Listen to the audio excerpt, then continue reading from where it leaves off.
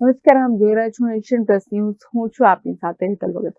સુરતીઓના માનીતા પોંકની ગુણવત્તા ચકાસવા સુરત પાલિકાના આરોગ્ય અને ફૂડ વિભાગ દ્વારા તપાસ કરવામાં આવી છે. સુરતના પ્રખ્યાત પોંકની ગુણવત્તા ચકાસવા માટે પાલિકાના આરોગ્ય અને ફૂડ વિભાગ દ્વારા ચકાસણી હાથ ધરવામાં આવી છે, જે અંતર્ગત ઘી, પનીર, ચીઝ બાદ પોંકની ચીજ વસ્તુઓમાં ભેળસેળની ગંધ આવી રહી છે, જેને લઈને પાલિકાના આરોગ્ય વિભાગ તેમજ ફૂડ વિભાગ દ્વારા 12 સેમ્પલ લેવાયા છે. શહેરની 10 જેટલી સંસ્થાઓમાંથી લેવાયેલા સેમ્પલ લેબ ખાતે મોકલવામાં આવ્યા છે, જેમાં રિપોર્ટ આવ્યા બાદ કાર્યવાહી હાથ ધરવામાં આવશે. હાલ ઠંડીની સિઝનમાં પોંકની ચીજવસ્તુઓનું ધૂમ વેચાણ થઈ રહ્યું છે, ત્યારે સ્થળ પર હાઇજીન રાખવા, સ્વચ્છતા રાખવી ઉપરાંત બનાવતી વખતે ગ્લવ્સનો ઉપયોગ કરવા સૂચના અપાઈ છે.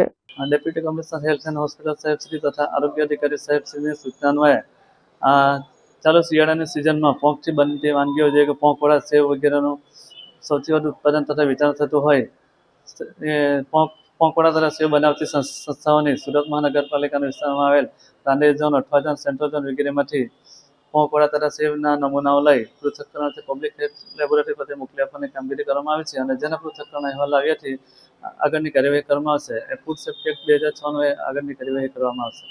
સર, કેટલા નમૂના લેવામાં આવે છે અને કઈ રીતે કેટલા સમય બાદ રિપોર્ટ આવે છે? આશરે 10 જેટલી સંસ્થાઓ તપાસ કરવામાં આવી છે અને 12 થી નમૂનાઓ લેવામાં આવ્યા છે અને જેમ બને તેમ જલ્દી રિઝલ્ટ મેળવી લેવાની પ્રાયોરિટી આપવામાં આવશે.